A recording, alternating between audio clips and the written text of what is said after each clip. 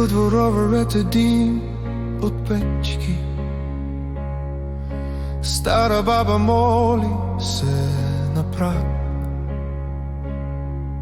Снимка пожълтяла в рафта шепне: стига кръв, о Боже, стига мрак.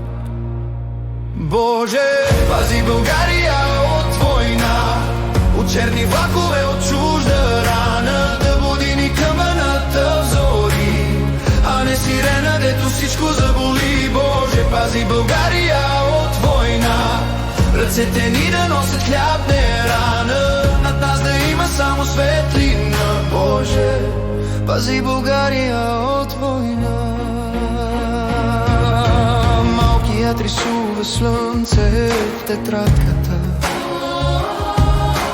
мисли, че светът е само клас. Пита тате, ще се върнеш ли за празника? И въздухът застива между нас. Боже, пази България от война, от черни влакове, от чужда рана, да буди ни камбаната в зори, а не сирена, дето всичко заболи. Боже, пази България от война, ръцете ни да носят хляб, не рана, над нас да има само светлина. Боже, пази България от война, не ни давай чужда омраза, нека страше добротата по граници, по квартали, да е жива обичта ни.